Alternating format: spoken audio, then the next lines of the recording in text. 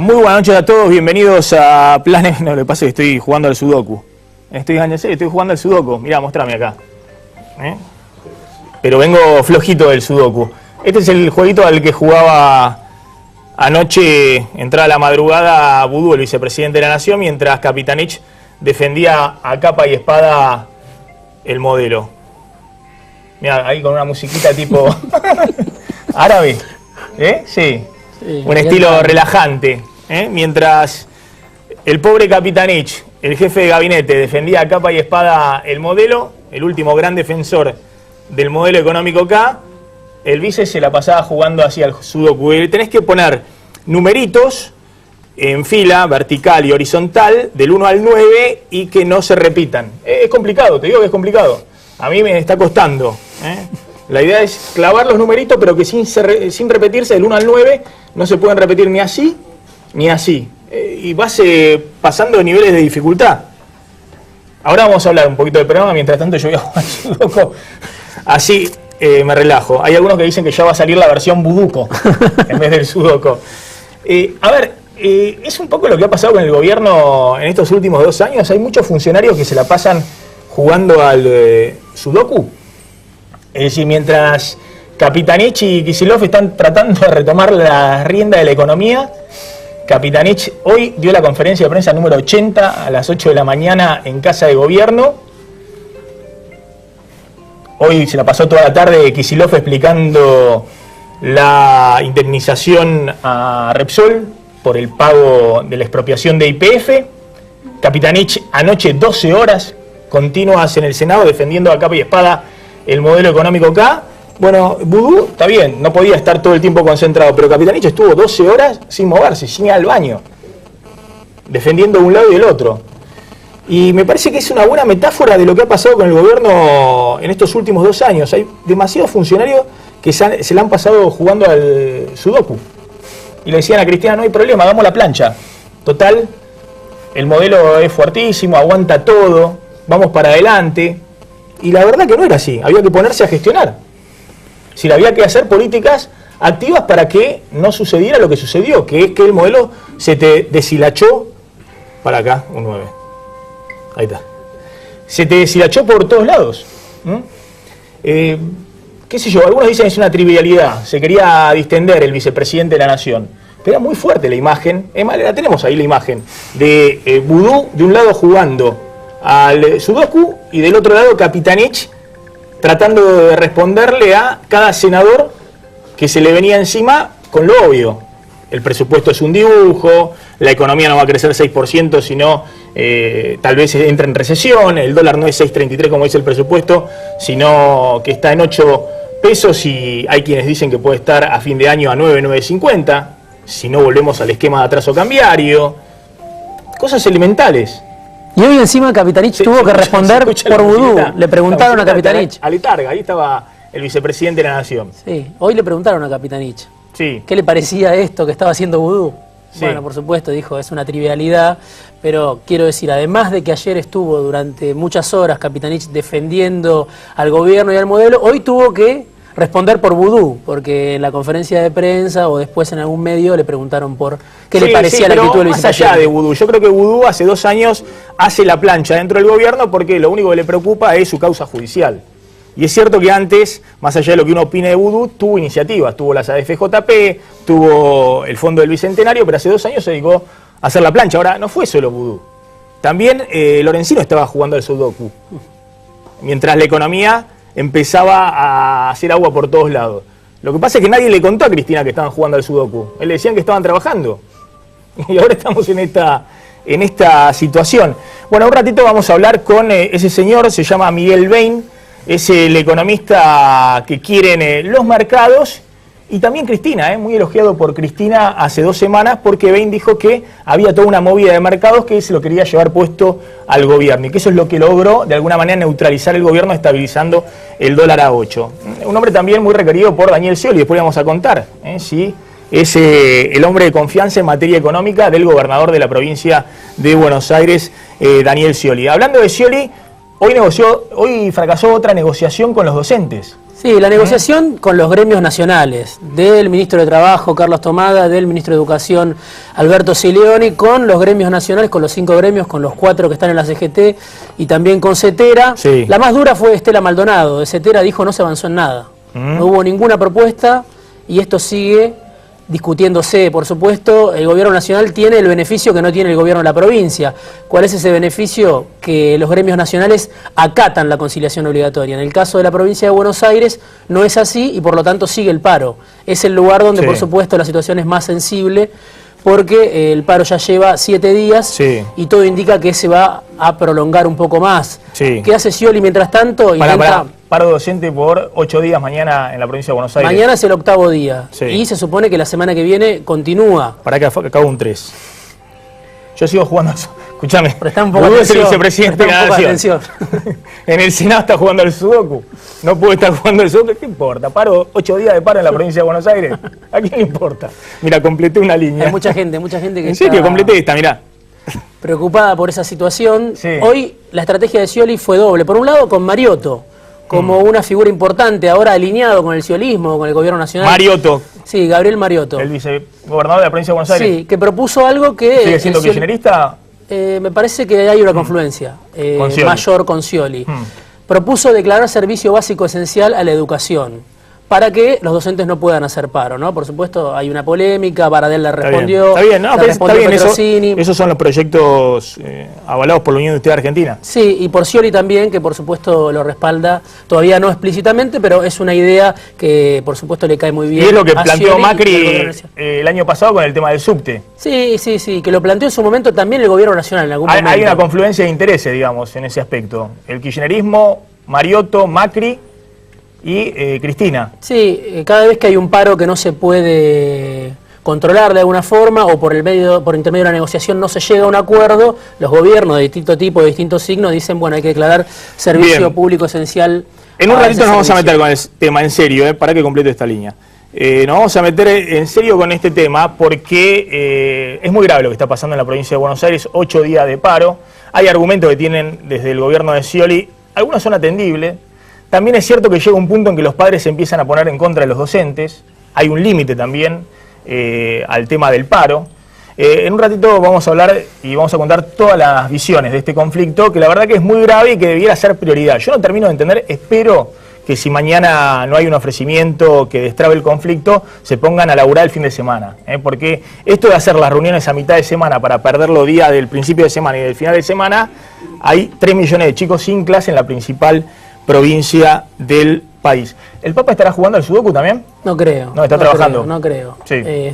Hoy no estuvo no estuvo visible, pero todo el mundo estuvo hablando de él, ¿no? Para que dejó el Sudoku, porque esto es en serio. Hablar del Papa a un año del papado. Cristina, el lunes se va al Vaticano. Yo no sabía que tenía esta musiquita cuando el Sudoku. Acompaña bien. Cuando Capitanich hablaba ahí en el Senado, ¿se escuchaba la musiquita? Me parece que lo tenía en silencio. No, me parece que Budó estaba con los auriculares escuchando La Mancha de Rolando, Arde la Ciudad, de su amigo Manu Quieto. Bueno, hace un año el Papa era poco menos que el demonio encarnado en el personaje del Monseñor Bergoglio, ¿no? Sí, el arzobispo de Buenos Aires. Para algunos sectores del kirchnerismo, sin duda. Este era un afiche que circulaba, por ejemplo, en el Gran Buenos Aires. Acá firma Nuevo Encuentro Ituzaingó, es el partido de Martín Sabatella. Sí. Unidos y Organizado, ¿qué? Pues ya me perdí. Y es un conglomerado de agrupaciones kirchneristas donde pesa fuerte la cámpora, pero no es la única ultra kirchneristas. Sí. Bueno, miren lo que decían de el Papa, que hoy para Cristina es el foco de iluminación para los próximos 20 meses. Miren lo que decían hace un año del Papa Francisco, apenas asumió, pegatinas en todo el Gran Buenos Aires. Como estamos viendo ahí, vamos a retroceder. Esto es lo que dicen hoy, pero retrocedamos a la primera de las placas, lo que decían hace un año. Esta ficha es muy impresionante. El mundo recién te conoce, pero yo sé que entregaste gente en la dictadura. Sí, por esto habían empapelado distintos distritos del Gran Buenos Aires. Por la denuncia, por el secuestro de 2 sacerdotes, por supuesto del Bajo Flores, una denuncia conocida que Horacio Berbisky desde Página 12 fue uno de los que más lo denunció, también Luis Zamora. A partir de eso, este afiche que hoy ya nadie imprimiría. Ya nadie organizado, insisto, Sí. Ahora en serio, es un sector de dirigentes ultra-kirchneristas, Sí. con el cual buscan hacer fuerza dentro del justicialismo para diferenciarse como un sector ultra-kirchnerista. Nuevo Encuentro podrá ser un sector más de izquierda, no peronista, Martín Sabatella llegando al kirchnerismo. Pero estos saben lo que es el peronismo, saben cómo es el juego político, y hace un año salieron a pegar que el Papa era poco menos que el demonio. Entregaste en letra así, no editamos nada de esto, entregaste gente en la dictadura. Sí, dentro de lo que era el kirchnerismo en ese momento, creo que una de las pocas personas, uno de los pocos grupos que tenía una buena relación con Bergoglio era el movimiento Evita. Acá vino Emilio Pérsico. Ese mismo día, al día siguiente. A aguantar los trapos, y contra lo que decían otros dirigentes kirchneristas, dijo: Bergoglio es una buena persona, nosotros lo bancamos. Y también dijo lo mismo Gabriel Mariota, hay que reconocerle a Mariota, el vicegobernador de la provincia de Buenos Aires. Visitando bueno, a Francisco. Miren lo que eran las tapas de Página 12 en aquel entonces, guiadas por Berbisky. El pasado me condena, ahí está Bergoglio, compungido, con la nota de investigación de Berbisky y los supuestos vínculos de el ahora Papa con la dictadura. Dios mío, el día que asume Habemus Papa, Mario Giorgium Bergoglio, Dios mío, una condena total. ¿Y cómo han cambiado los tiempos? Porque así estuvo hoy empapelada la ciudad de Buenos Aires, es pura luz. Sí, un afiche de Pepe Albistur, que fue el secretario de Medios, un propagandista histórico del peronismo, del kirchnerismo también. Ya había hecho también Albistur hace un año, después de que Cristina ya se había despegado. Ya había hecho temprano un afiche que decía compartimos esperanzas, y esta viene a ser el segundo capítulo. Un año está compartiendo bien, esta esperanzas. es la posición hoy del gobierno. Sin duda, sobre el todo Papa de Cristina. Iluminado, con una sonrisa, la luz que aparece por detrás del Papa, y Cristina que va al encuentro el próximo lunes en el Vaticano. Sí, hablaron por teléfono. Hay que decir que, por supuesto, hay mucha gente que no quería o que no simpatizaba tanto con Bergoglio, y Bergoglio, como Papa Francisco, bueno, se ha hablado mucho de la cantidad de transformaciones y de hechos y de gestos que hizo desde el Vaticano, pero por supuesto el gobierno lo tuvo durante 7-8 años a 100 metros de la Casa Rosada y con muy poco diálogo, un enfrentamiento grandísimo con Néstor Kirchner, con Cristina no tanto, era mejor la relación. La presidenta lo llamó la semana pasada por teléfono, le dijo: voy a Francia, quisiera ir a visitarlo. El Papa fue, se fijó en la agenda que dicen que tiene, dijo el lunes 17 al mediodía puede ser. Bueno, el Papa que dicen que tiene una muy buena relación con Cristina, que hoy es uno de los sostenes para tratar de apaciguar a toda la dirigencia política y ayudar a Cristina a que llegue lo mejor posible para el 10 de diciembre del 2015. A diferencia de lo que pensaba el kirchnerismo apenas asume Bergoglio. Sí. En su momento Luis de Lía decía que era un ariete del imperialismo en Latinoamérica para amenazar a los gobiernos progresistas que se esparcían por toda la región. Era una amenaza, sí, supuestamente a la gobernabilidad tener un Papa argentino. El día que se conoce que Bergoglio es el Papa Francisco, nosotros estábamos acá, estuvimos al aire, y Cristina en el Salón de las Mujeres, en Casa de Gobierno, lo menciona con que han elegido hoy a un latinoamericano como Papa, y la cámpora chiflando atrás a la figura de Bergoglio.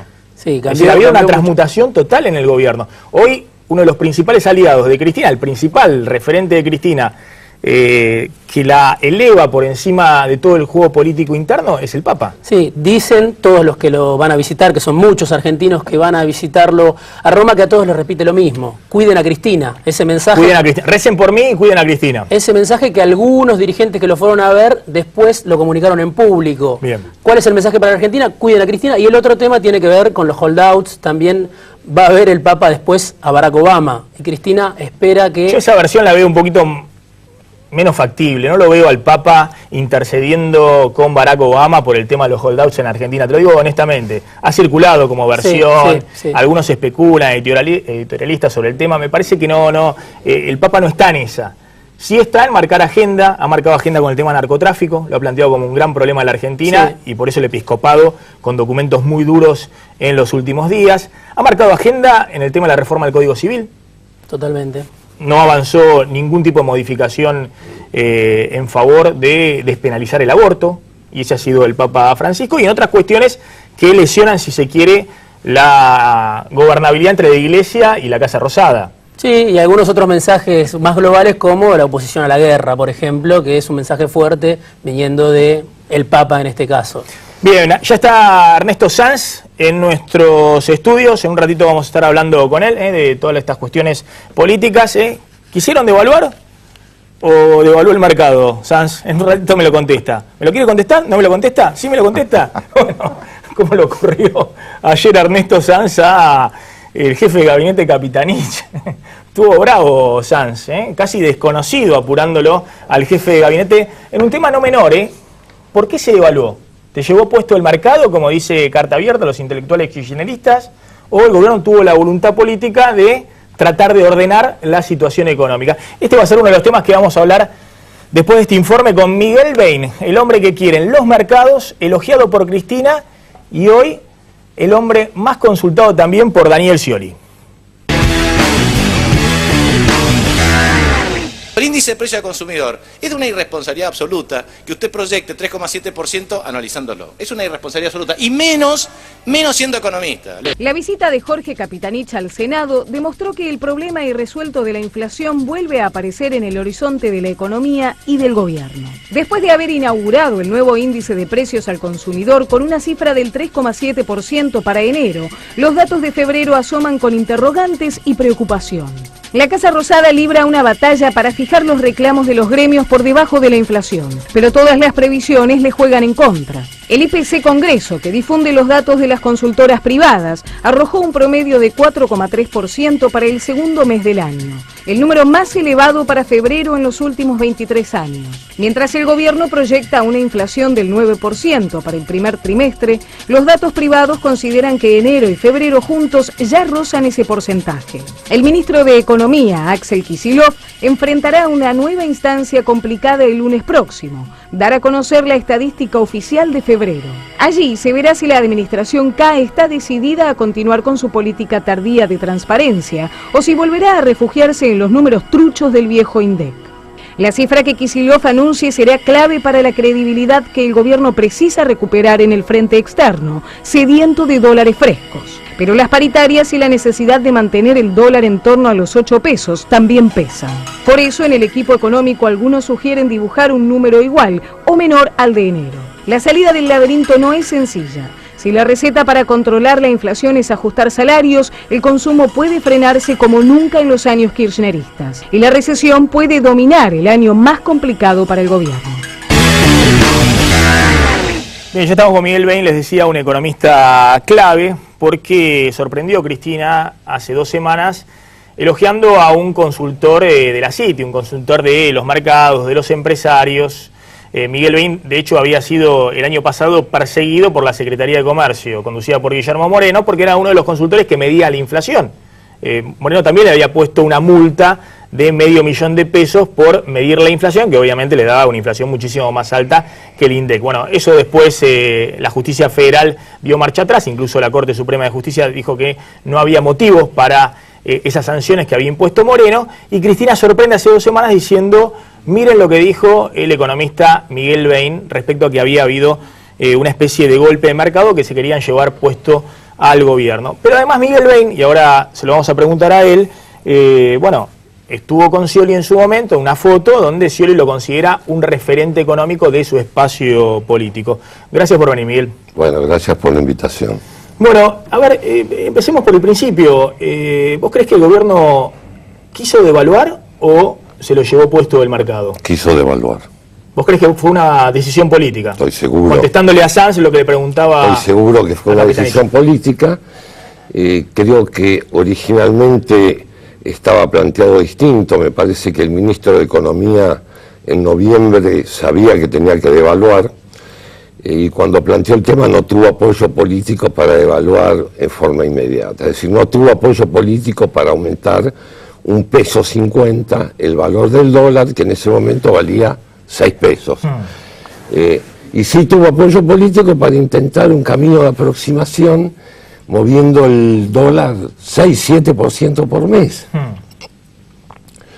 Lo cual, digo, en economía ningún economista diría que hay que hacer así las cosas. Claro. Pero entonces se hizo eso un mes y el mercado no entendía bien qué pasaba, o el mercado pensó que era de una sola vez durante un mes y que se terminaba con el 7%. Cuando en enero arrancó otro 6-7% de ritmo, y bueno, para el 10 de enero todo el mercado se había dado cuenta que ahí no paraba, y la tasa de interés en pesos, para el ahorro en pesos, era nada, 22%. Muy bajo. Vos castigabas al que se quedaba en pesos respecto al No, pero no es que lo castigabas, lo derretías. Lo derretías. Porque era 27% anual el plazo fijo y 70% anual el aumento en el precio del dólar. Bueno, eso generó una aceleración de la corrida muy importante, en el contexto de la cual hubo sectores que francamente especulaban con que el gobierno no llegaba a fin de marzo, que el Banco Central no llegaba a fin de marzo, algunos que además decían vamos todavía que eso pase. 26% dio una encuesta que hizo un portal muy importante, que decía que 26% de la población quería que la presidenta se vaya ya. Yo, la verdad, vi que titulaba 75% no cree que haya un intento de desestabilización, y yo pensaba, 26, quiere que se vaya ya. O sea, después de 30 años de democracia, todavía tenemos 26% de tipos que creen que un presidente se tiene que ir 1 año y medio antes de que termine el mandato. Fue fuerte. Ahora, hubo voces, además, Miguel, diciendo que se vaya ya.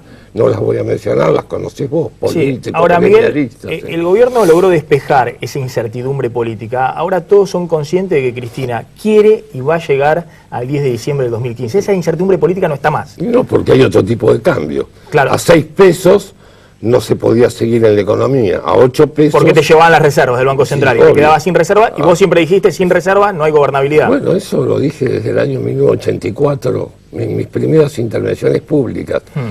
Real, yo decía cosas más fuertes, decía, cuando te quedas sin reservas te echan a patadas.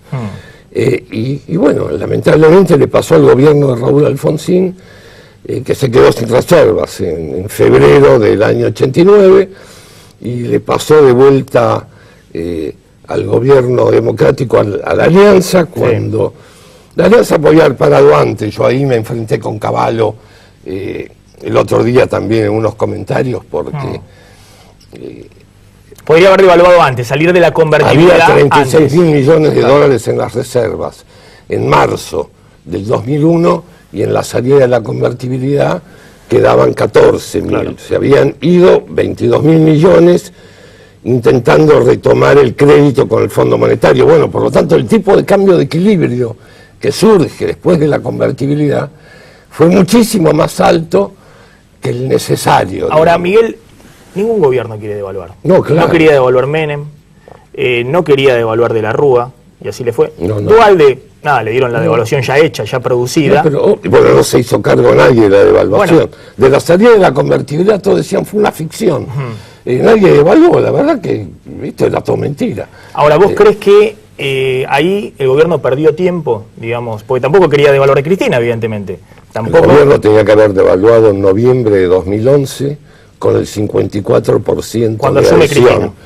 ¿Por qué? Porque acá lo que se produjo fue un macrocidio de la economía argentina. Vos lo planteaste muchas veces. En 2010 y 2011. Errores del propio gobierno que destruyeron las bases del modelo económico. Yo no sé si eran errores, era un plan político. En 2009 el gobierno había obtenido 32% de los votos en medio de la crisis internacional, la caída de 35% en el precio de las materias primas, la gripe A y la recesión. Perdió las elecciones esas de medio término. Y yo creo que en el gobierno se reunieron y dijeron, ¿qué hacemos? Bueno, ¿saben qué? Dijo Néstor Kirchner, sobran dólares, porque tenemos excedente y el tipo de cambio sigue siendo muy alto. Viene el acelerador por el barro y a fondo. Ponemos al dólar de ancla y dejamos que los salarios viajen. 2010, los salarios del sector privado registrado suben 29% y el tipo de cambio se mueve 4%. En 2011 los salarios 36% y el dólar 8%.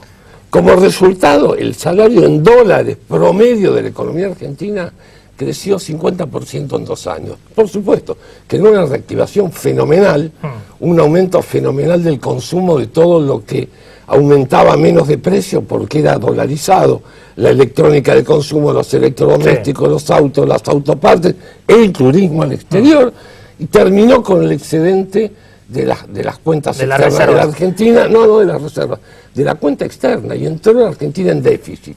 Cuando vos entrás en déficit de las cuentas externas, o tenés crédito internacional y seguís tocando el banjo 5 años, como Brasil en 2005, y si no tenés crédito internacional, tenés que ajustar tus cuentas externas del comercio. Eso se llama devaluar. Bueno, justamente el planteo es, la Argentina se volvió muy cara en dólares, y eso lo conocemos porque ocurrió también en la época de la convertibilidad, en la época de la tablita de Martínez de Oz, significa problemas con la producción nacional, problemas para sostener la creación de empleos, es decir, el modelo al cual supuestamente Kirchner no quería volver. Claro, no quería llegar, había salido. No quería llegar al atraso cambiario. Bueno, vamos al escenario hoy, donde vos decís, bueno, hicieron lo que tendrían que haber hecho 2 años antes, pero lo hicieron. Yo muestro 2 escenarios que yo digo son optimistas del señor Bain. 2 escenarios donde vos planteás un escenario donde la inflación este año es del 34%, porque los salarios cierran en 28%, y aún así hay pérdida de salario real, claro, están por debajo de la inflación, los salarios. El segundo escenario donde la inflación es del 37%, porque los salarios se negocian un poquito más alto, pero igualmente cae el salario real un poco menos. Y en los 2 escenarios vos ponés un dólar a fin de año de 9.30, por la idea de que no vuelven al atraso cambiario, el error de los últimos 2 años. O sea, un aumento del TIC de dólar de 43% en el año. Es decir, vos decís que el dólar a 8, a partir de mitad de año, lo van subiendo lentamente hasta llegar a 9.30. A partir de ahora, te diría. Que ya van a empezar, decís. Suavemente, sí. Y por otro lado, aumento de tarifa de 100%. Sí, como mínimo. Bueno, en el transporte ya sucedió, y ahora falta la electricidad, que en algunos sectores será nada, porque va a haber tarifa social, y en otros sectores va a ser el 200% probablemente, o el 250%, no sabemos, pero yo sí veo que distintas personas del gobierno, una vez por semana, dicen que eso va a suceder o para castigar a los especuladores o para generar una suba progresiva y que los que puedan que paguen. Yo puedo hablar de esto, pues yo renuncié a los subsidios cuando se planteó que había que renunciar al que podía pagar, lo hice, pero sí, viene eso, y eso viene fin de mayo, bueno, ahora principios de junio. Explícame algo, yo digo, estos son los escenarios optimistas del señor Bain. No, lo digo irónicamente porque la economía en el primer escenario cae 1,5% en el año, en el segundo cae 0,5% en el año. ¿Por qué? Porque en el segundo escenario el salario cae menos que en el primero. Y te sostiene un poquito más el salario, el consumo. Ahora explícame, yo la verdad que en cualquiera de estos 2 escenarios estamos hablando de estancamiento o una leve recesión, con una inflación muy alta, arriba del 30% de inflación. El dólar se sigue moviendo y tenés un tarifazo en Capital y Gran Buenos Aires que vuelve a golpear también los bolsillos, por lo menos de un que impacta muy poco en la inflación. Claro, pero golpean los bolsillos de cierta clase media. Porque como las tarifas estuvieron congeladas 10 años, hoy la tarifa no pesa nada en el costo de vida.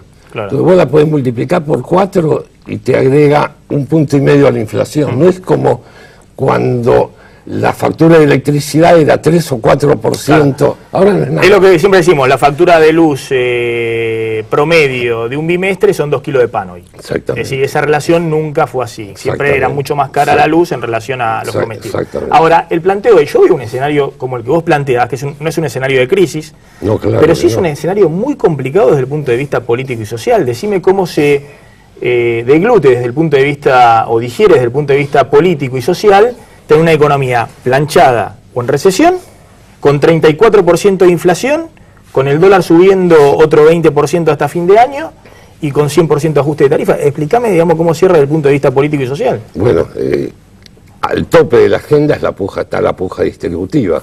Hoy lo ves en la provincia de Buenos Aires, donde con una oferta del 30,5%, el resto de la administración pública provincial aparentemente estaría de acuerdo, los maestros no. Y dentro de 3 días los padres van a decir, escúchame, ¿qué pasa acá? Con 31% no será lo mejor, pero tampoco es lo peor.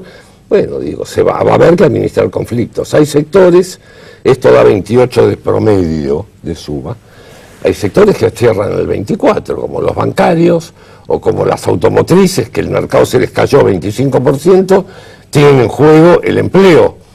Bueno, cuando está en juego el empleo, lamentablemente esto funciona así, la capacidad de negociación en las paritarias de los gremios es un poco menor.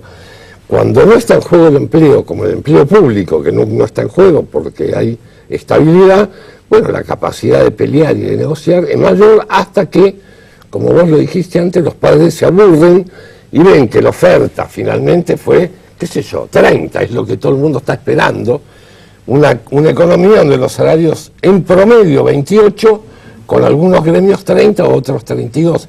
No es un escenario muy optimista, es un escenario en el que no hay crisis financiera, y esto yo lo mantengo a rajatabla, y nunca dudé de que no iba a haber una crisis financiera. Y te diría más, tampoco el año que viene va a haber una crisis financiera, la economía va a estar un poquito mejor que este año, aunque también ya no es más. La economía argentina cumplió un ciclo. Hay quien lo llaman década perdida, para mí es una década ganada, pero recontraganada en economía, y en relación a los sectores populares, obviamente llena de problemas, llena de temas, falsificación de estadísticas, problemas pendientes hay, no acceso al crédito internacional. Pero es una economía que arranca de 25% de desempleo y llega a 6,5, 6,7. Arranca de 54 de pobreza, está en 23, yo no digo que está en 14, no soy tonto, estará en 23, alrededor de 23. Digo, fue la década del consumo, es la década en la que vos llegás en tren bala por crecimiento del consumo, ahora estás casi en pleno empleo. La agenda hoy no puede ser más la misma, porque la población crece 1% mensual, déjame explicar esto. ¿Y cómo crece la economía? Crece con la población y lo que aumenta la productividad. A como invierte la Argentina, la productividad aumenta 2% por año.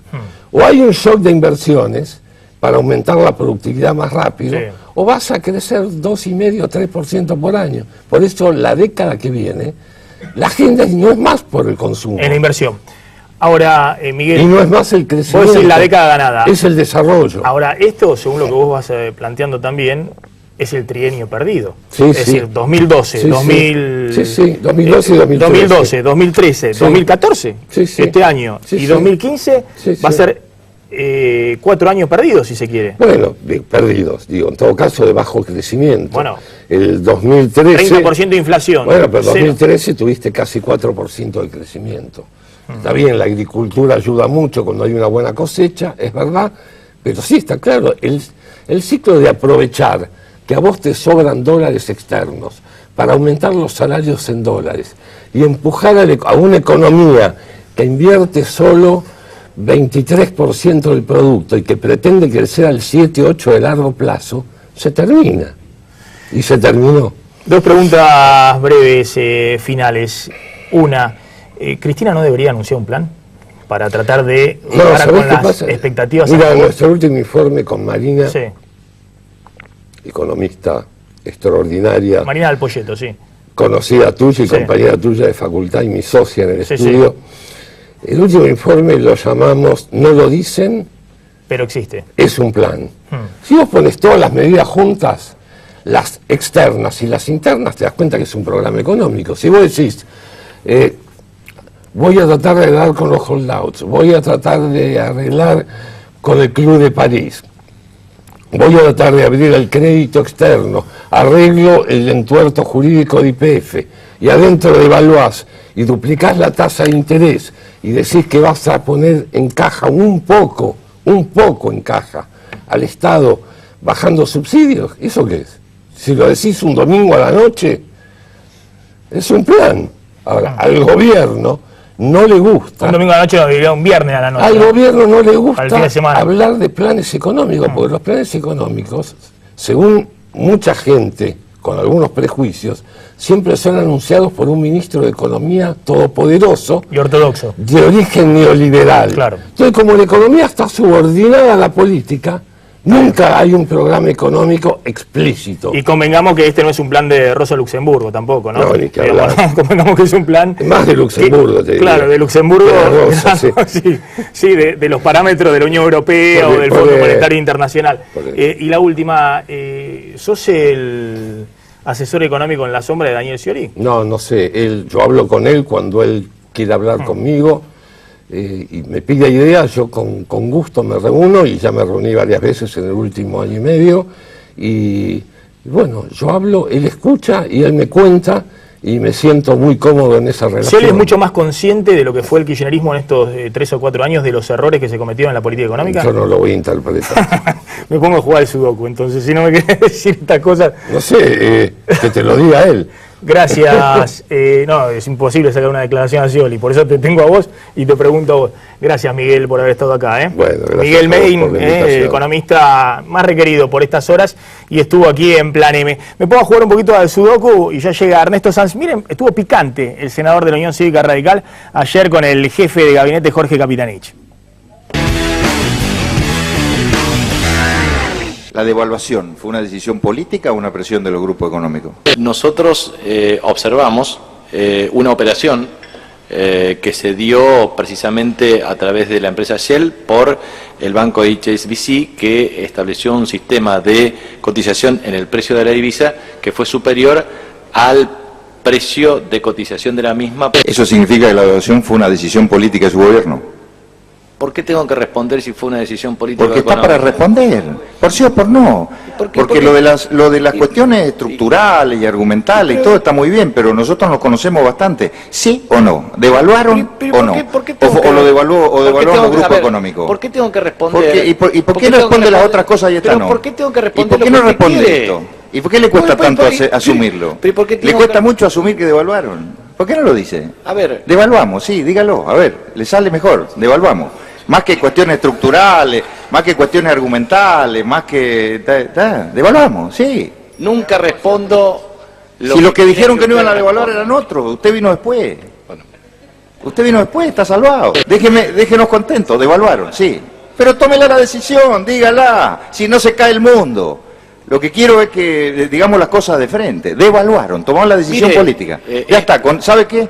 Me doy por satisfecho. Todas estas cosas que usted es tan certero para contestar las otras cosas, que todo este titubeo, sí, devaluaron. Vamos a la otra. Bueno, y mientras estaba esa discusión, Vudú seguía jugando al sudoku. Estaba así, enganchado con la pantallita jugando, mientras el pobre Capitanich estaba defendiendo a capa y espada el gobierno, y es un buen orador y con muchos argumentos tiene Capitanich en general. Sí. Gracias, Ernesto Sanz, por venir esta noche a Plan M. A ver, ¿qué se está discutiendo hoy entre el gobierno y la oposición? ¿Se está discutiendo cómo se sale con la crisis económica o la oposición está buscando posicionarse, valga la redundancia, ya rumbo al 2015? Es decir, lo está cacheteando al gobierno para ver cómo se posiciona de acá al 2015. No, en primer lugar, creo que no se está discutiendo nada. A ver, lo que hay es todo, como hace muchísimo tiempo, mucho fuego de artificio, ¿no? Discutir, debatir, para lograr a través de distintas posiciones encontrar una posición más o menos homogénea que nos permita resolver problemas, no se hace, o se hace muy poco. Hoy tuvimos un buen debate en el Senado. Por el tema Repsol y YPF. Hoy fue Zanini, Kicillof y Galluccio a explicar las razones del acuerdo con Repsol y tuvimos un buen debate. Lamentablemente no fue debido y Cameron para poder explicarlo del déficit energético, pero bueno, el debate de alguna manera tenía que ver con YPF y el futuro. Y quienes acompañamos eso en su momento, creo que tuvimos la posibilidad de mirar con YPF como herramienta del futuro. Ahora, en lo de ayer de Capitanich no es un debate.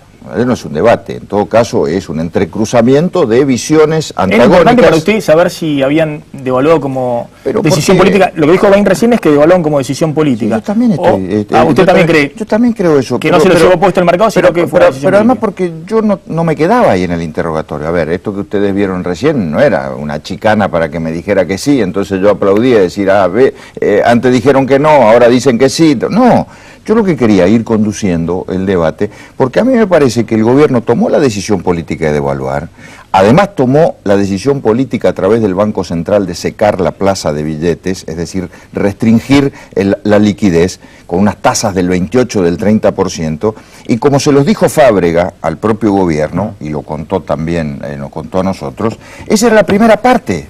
Esa es la parte que se tenía que hacer cargo el Banco Central, o las espaldas que le tenía que poner el Banco Central en la primera etapa de un plan. Pero después venía la otra parte que tenía que asumirle el Ministerio de Economía, que tenía que resolver algunos desajustes estructurales que hay en el propio gobierno.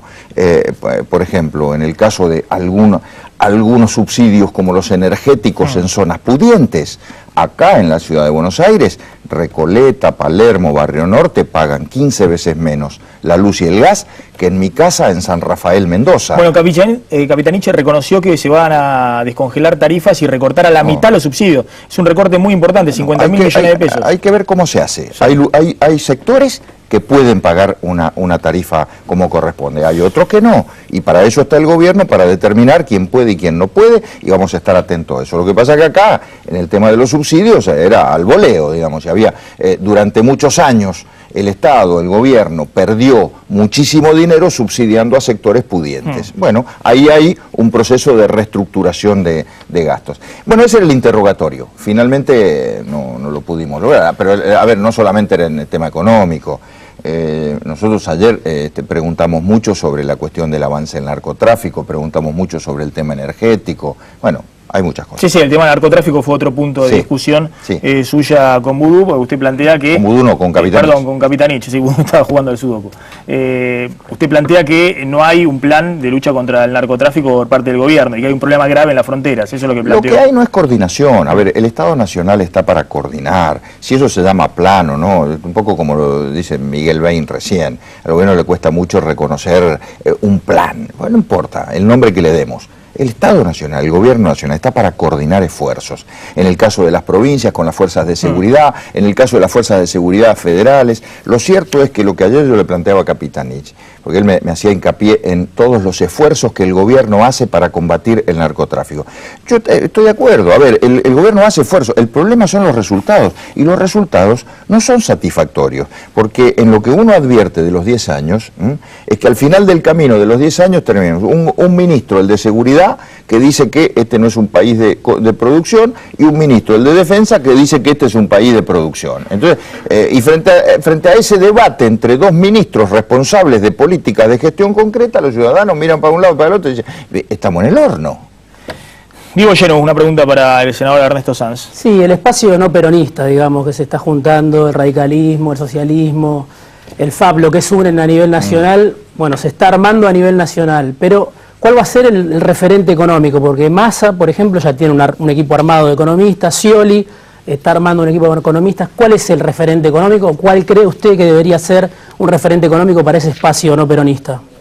Hay muchos nombres. A ver, el referente económico más importante es el programa. Es un programa, más allá de los nombres y apellidos.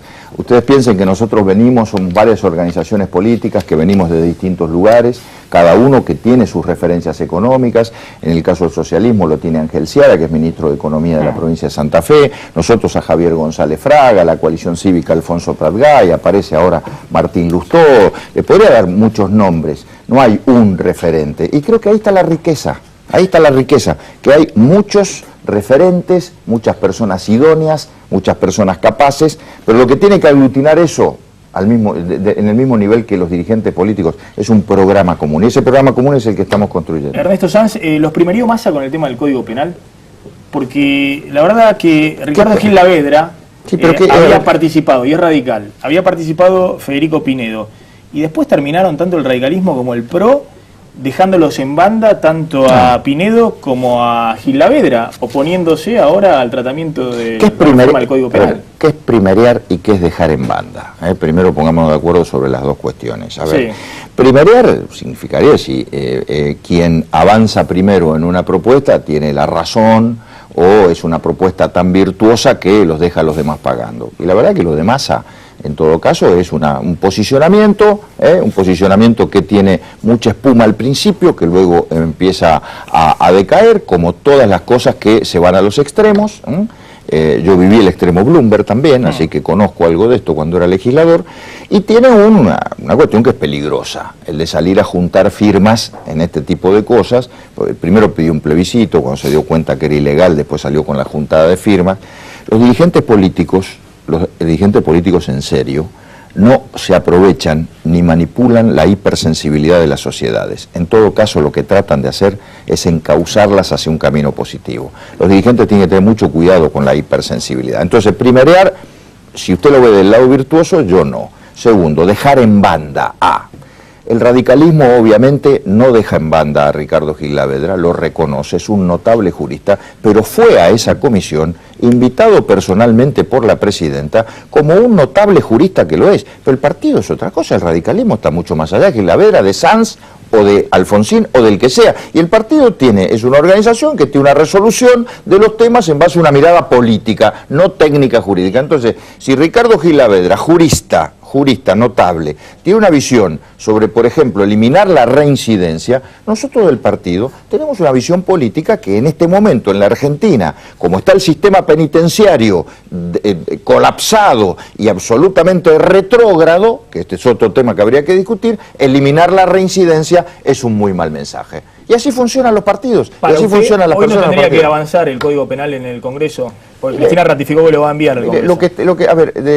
Lo que sí creo es que, no sé si por culpa del que primereó, por culpa del gobierno, por culpa de quien sea, el debate se ha desnaturalizado. Y estamos hoy en una situación en la cual mucha gente cree que con la reforma del Código Penal vamos a combatir la inseguridad. Y eso es una desnaturalización, y en ese sentido nosotros le decimos al gobierno, o discutimos un plan integral para combatir la inseguridad, donde además del código pongamos el avance de las bandas del crimen organizado, la ocupación de territorios en esta Argentina de las bandas del crimen organizado, el papel de la UIF en el combate al lavado del dinero, el tema de las fronteras y el narcotráfico, la complicidad de ciertas fuerzas de seguridad, la complicidad de ciertos políticos, dirigentes políticos con las bandas del crimen organizado. Si no discutimos todo eso, discutir el Código Penal, o sea, aumento o rebaja de pena, me parece, la verdad, una banalización de la discusión. Le hago una breve final y en todo caso la seguimos en otro momento. Sí.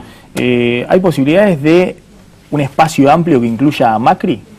En esa interna de radicalismo, Frente Amplio Progresista, ¿también se pueden acercar al PRO? Nosotros no tenemos eso en agenda porque lo que hoy nos ocupa, y con toda la pasión y toda la expectativa hacia el futuro, es cerrar este espacio con los 6 partidos políticos nacionales con los que estamos trabajando. Ernesto Sanz, gracias por haber venido esta noche a Plan M. Vamos hablando un minuto de tanda y ya están Fernando el Chino Navarro, diputado provincial del Frente para la Victoria, y Juana Mondarain, diputado provincial del Frente Renovador de Sergio Massa. Vamos a discutir un poquito en qué quedó la reforma del Código Penal. Un minuto de tanda y volvemos, no te vayas.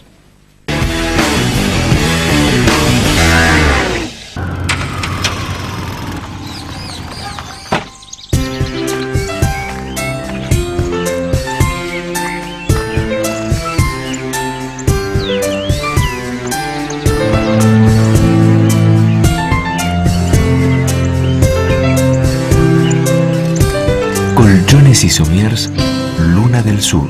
Dormí tranquilo, dormí mejor. Protege la salud de tu familia con APRES, cobertura médica. Desde 1974, brindando el más alto nivel en servicios médicos. Con el respaldo del Sanatorio Modelo Quilmes. Planes para empresas, planes directos, medicina laboral y por desregulación de tu obra social. Modernos centros médicos. Accede a un plan acorde a tus necesidades llamando al 0800-666-3640 o en www.apres.com.ar. APRES, yo te protejo. Relojes Feró, para marcar los momentos inolvidables. El mejor regalo para ella, para él y para vos, con su colección de diseños exclusivos. Relojes Feró, adquiéralos en las joyerías y relojerías más importantes del país. Jacobi Cavallo Folgueiro Abogados.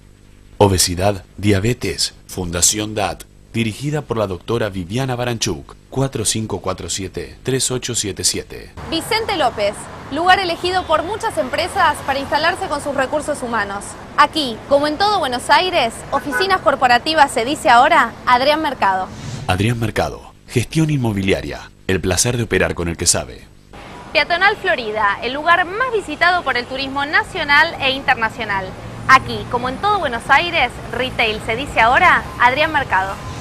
Adrián Mercado, gestión inmobiliaria, el placer de operar con el que sabe. Seguimos en Plan M, ya está con nosotros Fernando El Chino Navarro, diputado del Frente para la Victoria, y Juana Mondarain, diputado del Frente Renovador, uno de los hombres de más confianza de Sergio Massa. Bueno, Chino, ¿qué pasó con el Código Penal? Cristina, o por lo menos Capitanich, dijo que va a ir el nuevo proyecto de Código Penal al Congreso. ¿Cristina no quiere dar marcha atrás? Es decir, ¿considera que ahora ya hay una pulseada política con Massa con este tema? A mí me parece que lo que pasó merece un análisis más allá de los fuegos de artificio o los análisis de la prensa, que algunos son profundos y otros por cuestiones de tiempo son más ligeros y tienen que ver más con la coyuntura. Sobre un anteproyecto conformado por una comisión plural, porque podemos decir que Zaffaroni es cercano al gobierno, podemos decir que sí, pero Gil Lavera no es kirchnerista, Pinedo no es kirchnerista, Arlanián no es kirchnerista, Barbagelata no es jurista del socialismo, no es kirchnerista. Es un anteproyecto que fue enviado al Ejecutivo, que el Ejecutivo lo puede corregir, lo puede rectificar, lo puede enviar, parece que lo va a enviar. ¿Coincidimos que el Código Penal es un mamarracho el actual? Todos coinciden que sí. ¿Cuál es el problema en debatirlo? Ninguno. Incluso respecto a que se quiera consultar, que se le quiera dar protagonismo popular al margen de la confusión, que se planteó un plebiscito, no importa, vamos a lo esencial. Me parece bien. Lo que no hay que mentir. No hay que mentir. Y el Frente Renovador, con el afán de consolidarlo a Massa, que ya está consolidado, que tiene una muy buena imagen, ha empezado a decir una serie de disparates, sin ton ni son. Te voy a decir algunos. Si se aprueba ese anteproyecto, van a salir 17.000 personas que están presos. Falso. El anteproyecto elimina la excarcelación. Falso. La excarcelación la trata el Código Procesal. Se reduce la pena de 146 delitos, lo dijo Sergio Massa, falso. Y te puedo dar otros ejemplos. Entonces a mí me parece que hace muy bien Massa, el Frente Renovador o cualquier sector político en oponerse a una iniciativa. La democracia necesita crítica, necesita debate. Reitero, convocar al protagonismo popular a nosotros nos encanta, nos parece positivo. Debatir en el Parlamento, por supuesto, Sergio Massa es diputado, ¿dónde va a debatir? Además del barrio, la sociedad de fomento, en la DAIA, con la sociedad rural, en el Parlamento. Lo que tenemos que decir la verdad. Después cada uno que se haga cargo de su verdad y sus convicciones. Pero con falsedades lo único que hacemos es confundir. A mí Massa no me deja de sorprender. Me demostró que está dispuesto a todo para ser presidente. Por eso la oposición, que iba para un lado, fue para otro. Nadie quiere perder votos porque hoy hay una sensibilidad en la sociedad que si alguien le dice que se van a bajar pena en el Código Penal, con razón se molestan. También es falso que el Código Penal va a resolver el problema de la inseguridad. Lo que tenemos que tratar es que no haya delitos, no resignarnos a que va a haber delito y después ver cómo lo sancionamos. Por eso me parece que es un llamado de atención. Yo creo que hay que debatir las cuestiones pero con responsabilidad y sobre todo con la verdad, de cada uno. No hay verdades absolutas. Pero si empezamos a falsear y a confundir y a desinformar y algunos medios de comunicación repiten esa desinformación como cierta, no ayudamos ni a la democracia, ni a las instituciones, mucho menos vamos a tener un buen Código Penal. A ver qué dice Juana Mondarain, el hombre del Frente Renovador de Sergio Massa. Bueno, yo más que contestarle al Chino, simplemente quiero decir que todas las cosas que dijo que eran falsas, lo puedo discutir, para mí no son falsas. Pero primero quiero plantear lo siguiente. Por supuesto que no, que nosotros estamos haciendo un movimiento para discutir si es oportuna, es necesaria y tiene sentido esta reforma del Código Penal.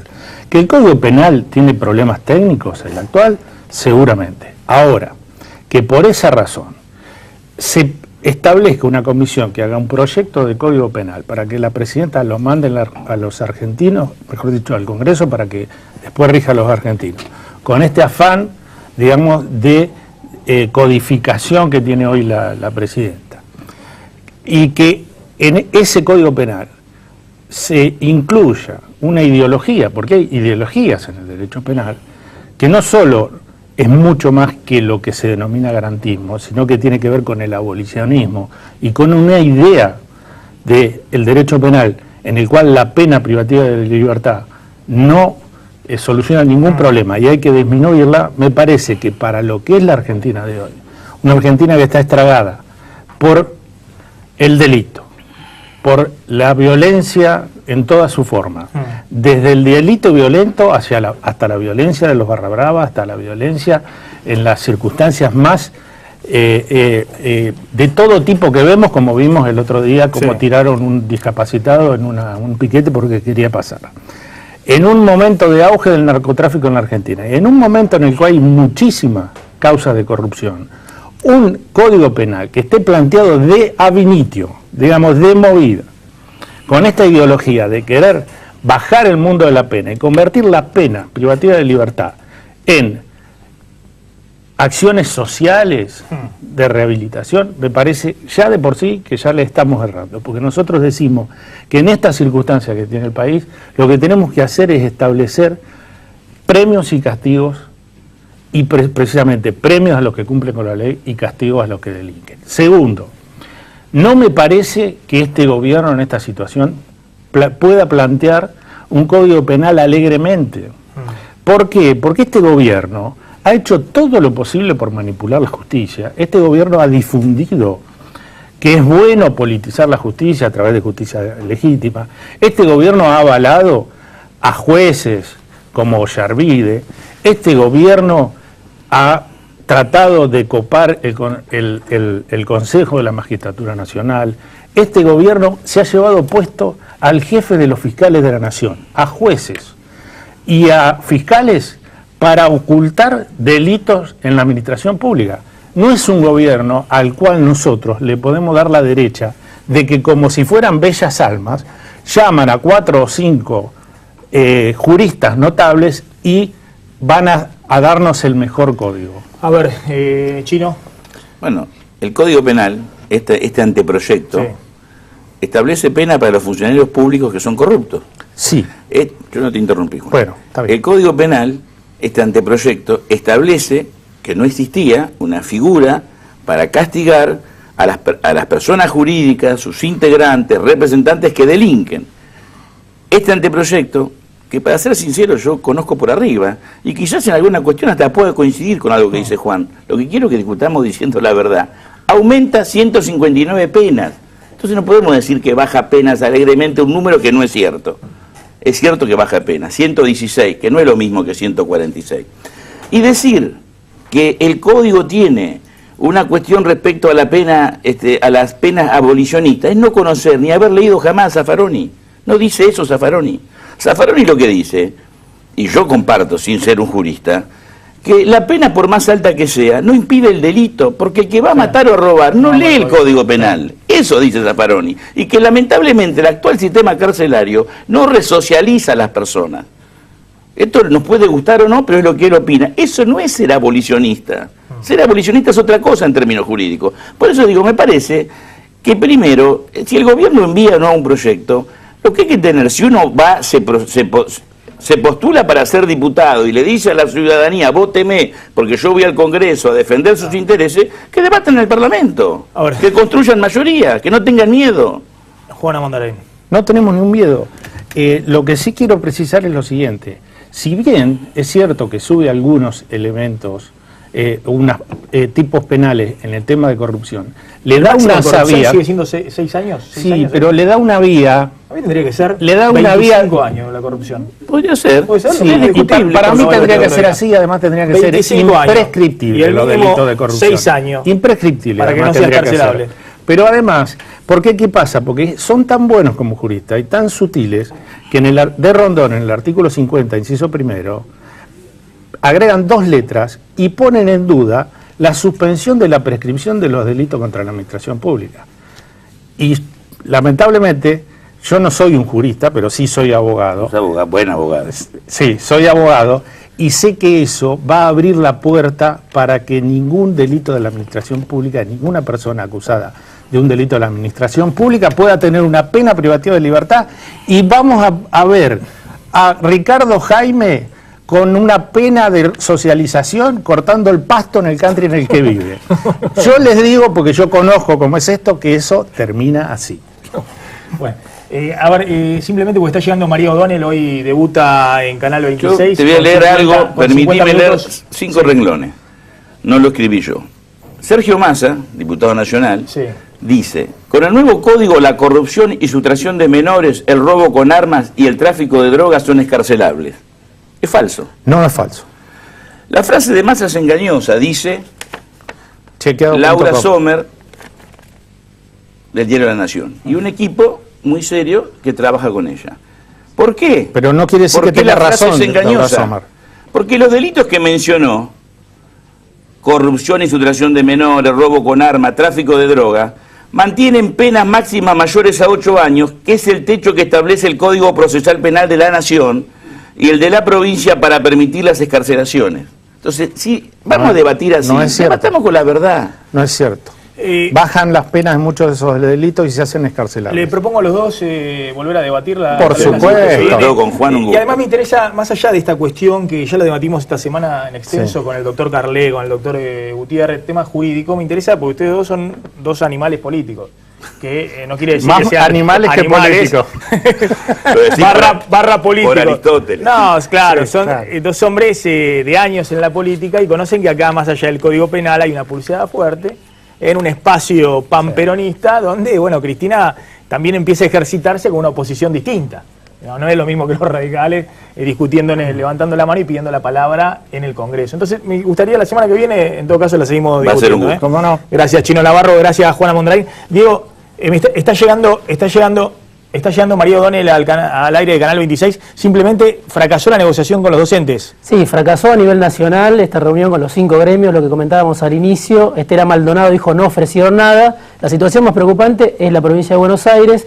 Lo que dijo hoy Roberto Baradel, seguimos pidiendo un mínimo porque estamos un mínimo de 5.000 pesos en algunos casos, porque estamos cobrando los peores salarios del país. Hay que ver cómo se resuelve, si los convocan, si hay reunión mañana, pasado o cuándo, pero si no el paro sigue la semana que viene. Ahí está ya María O'Donnell preparando sus 50 minutos, el programa que debuta hoy en la pantalla de Canal 26, seguramente con mucho éxito y bueno, y con la calidad periodística de María. María, buenas noches, ¿cómo estás? Bien, Maxi, qué linda bienvenida, muchas gracias. Bueno, por favor, al contrario, estamos todos con gran expectativa. Acá está el Chino Navarro, Juana Mondrain, esperando que empiece 50 minutos en la pantalla del 26. Bueno, y hablando del conflicto docente, ya está sentado acá Alberto Pérez, el jefe de gabinete de Daniel Scioli en la provincia de Buenos Aires, así que va a ser uno de los temas sin dudas que vamos a estar tratando hoy en el programa. María, ¿cómo ves la agenda? Yo creo sin duda que el tema docente, y ahora lo vas a hablar con el jefe de gabinete de Scioli, es un tema muy grave. Lo que pasa es que, bueno, claro, la realidad argentina sigue en marcha, pese a que la principal provincia del país mañana va a cumplir 8 días sin clases, ¿no? Un drama, la verdad son 3 millones de chicos, la principal provincia del país, y son cosas que golpean mucho también a la educación pública, ¿no? Yo creo, Máximo, viste que hoy empezó este debate con Gabriel Mariotto y el gobierno de Scioli, que salió a apoyarlo en ese sentido, de discutir si la educación tiene que ser considerada un servicio público y que como tal limitaría de alguna manera el derecho a huelga o por lo menos los obligaría a dar una prestación mínima o tener escuelas abiertas. Vos sabés que ese tipo de proyectos, yo sé que le hace mucho ruido a sectores del progresismo kirchnerista, ¿no? Porque empieza a colisionar con aliados tradicionales del sindicalismo que ha tenido en estos años el kirchnerismo. Pero yo creo que hay que dar un debate respecto, no sé si a la educación, me parece que hay un límite también, en un momento los padres también se empiezan a inquietar y tienen un gran problema social porque los chicos no van a clase, sobre todo en una provincia como Buenos Aires. Pero sí creo que también hay otras cuestiones donde hay que discutir si no hay que mantener servicios esenciales. No sé, digo, el subte, los trenes, me parece que es un debate para dar. Lo que sucede es que, bueno, el kirchnerismo da estos debates después de que hemos pasado todos estos años donde estas cuestiones supuestamente venían de la derecha, venían de Macri, no podían venir del propio kirchnerismo. Con lo que mencionaba de los transportes, ¿te acordás? Fue una propuesta de Menem en su momento que espantó a muchos, ¿no? Establecer servicios públicos para obligarlos a dar prestaciones mínimas y eso generó mucha discusión, pero me parece que sin duda correr la paritaria de marzo y desvincularla del inicio de clases quizás es algo que hay que empezar a pensar lo antes posible. También es por qué empezó tan tarde la discusión, una de las cosas que le vamos a estar preguntando también a Alberto Pérez. María, te dejo con tus 50 minutos. Vamos a estar compartiendo los jueves a la noche la medianera periodística. Mucha suerte en este debut tan esperado por la dirigencia política, por los colegas. María O'Donnell, si le quieren, ahí están deseándote suerte el Chino Navarro. Mucha suerte y te comento que creo que hay que hacer reclamos de docentes. Yo comparto lo que plantean los docentes, pero con los chicos en las clases. Tiene que haber clases, tienen que estar en las aulas los chicos. Ahí está. Bueno, mucha suerte.